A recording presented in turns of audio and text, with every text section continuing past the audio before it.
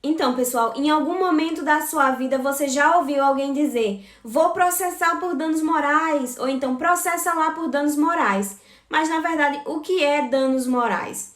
Vamos agora ouvir o que disse o doutrinador Pontes de Miranda sobre esse assunto.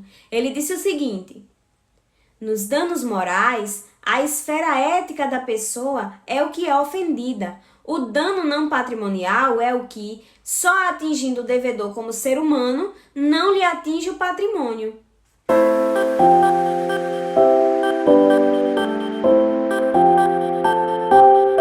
Olá, exploradores! Sejam todos muito bem-vindos ao canal. Eu sou a Jéssica Arruda, esse é o canal Explorando o Direito e hoje nós vamos falar sobre quando é que eu posso pedir os danos morais. Então vem comigo para você aprender tudo sobre esse assunto, tá certo? Se você ainda não é inscrito, se inscreva, ative as notificações para sempre que sair vídeo novo aqui você ficar por dentro, tá certo? Ou seja, pessoal, para pedir danos morais, tem que haver uma ofensa contra a pessoa, mas não contra o seu patrimônio, e sim contra a sua dignidade. Quando ofende o patrimônio da pessoa, aí são danos materiais, e nós vamos falar um pouco melhor sobre isso em um próximo vídeo, falando sobre danos morais e danos materiais e a diferença entre um e outro. Mas desde já fica claro que os danos morais, ele não tem a ver com o patrimônio em si, ele tem a ver com a ofensa da dignidade da pessoa. E a nossa dignidade, gente, ela é muito assegurada, ela está numa cláusula pétrea, no artigo 5º da Constituição Federal, no seu inciso 10. Então, para você entender, para você ter direito a danos morais, a pleitear os danos morais, primeiramente tem que ter havido um ato ilícito contra você e que esse ato ilícito tenha ofendido a sua dignidade, a sua honra. Então vamos lá para o exemplo para que você possa entender quando existe realmente a necessidade de se pedir danos morais e quando é simplesmente um mero aborrecimento. Digamos que você foi hoje pela manhã numa loja e comprou uma geladeira, porque a sua estava danificada, tinha queimado e não prestava mais, você está sem geladeira. E você foi até a loja e comprou, deixou tudo certo e eles falaram que iriam entregar ainda nessa manhã. Você foi para casa e ficou aguardando e passou do meio-dia e você não recebeu a geladeira. Então você ligou para a loja e eles informaram que houve um erro, houve um problema com o entregador, mas que eles iriam entregar agora à tarde. E aí, mais ou menos umas 3 horas da tarde, eles vão e fazem a entrega. Então, você pode processar por danos morais? Não, gente, foi simplesmente um mero aborrecimento. Você ficou aguardando pela manhã, não foi entregue, mas você ligou à tarde e foi resolvido. Tudo bem que você ficou sem a geladeira um pouco mais de tempo do que você gostaria, mas pondere, isso é apenas um mero aborrecimento. Então agora vamos ao segundo exemplo de quando caberia danos morais. Vamos continuar com o mesmo exemplo da geladeira. Então digamos que você foi pela manhã, comprou uma geladeira na loja e disseram que te entregariam à tarde. Então você vai para casa, deixa de fazer suas obrigações, seus compromissos para aguardar esse entregador. Passou a tarde inteira, nada da entrega. No dia seguinte você ligou para a loja e eles te informaram que houve um problema, mas que seria entregue sim a sua geladeira naquele mesmo dia. E você informou para eles: olha, por favor, agiliza, eu tô sem geladeira, é um bem assim muito importante, muito funcional, eu preciso realmente que essa geladeira chegue em casa. E você fica esperando, desmarca todos os seus compromissos do dia e aí você fica esperando novamente. Passou a manhã, passou a tarde e nada de te entregarem.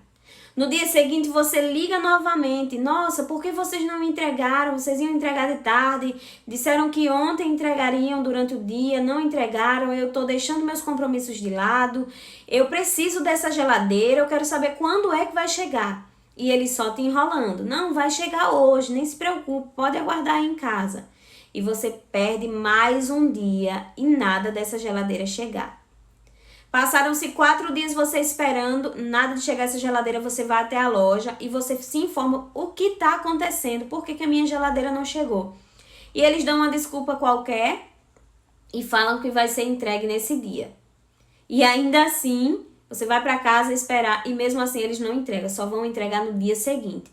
Então veja só, você passou 5 dias sem poder comprar alimentos perecíveis porque você estava sem geladeira. Você deixou de estar fazendo outras coisas, ou seja, teve perda de tempo útil, você perdeu o tempo útil que você poderia estar fazendo outras coisas, seus compromissos, trabalhando, simplesmente porque você estava aguardando o entregador que todo dia chegaria e, na verdade, passou mais quase uma semana para poder chegar.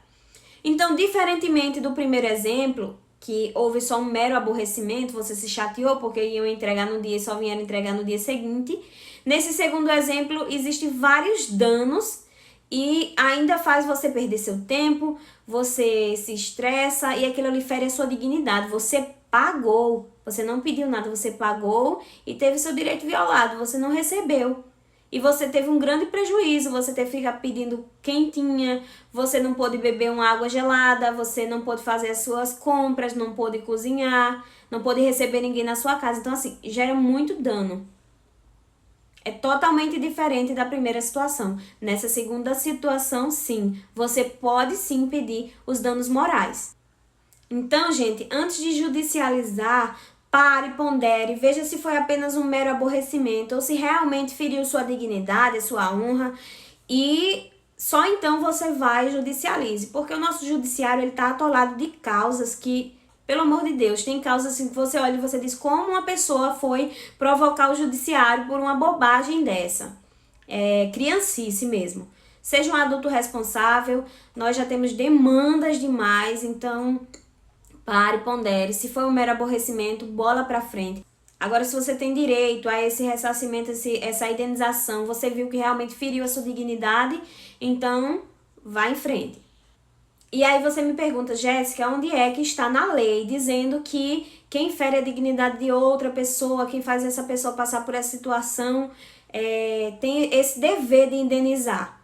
Vamos ler o artigo 186 do Código Civil.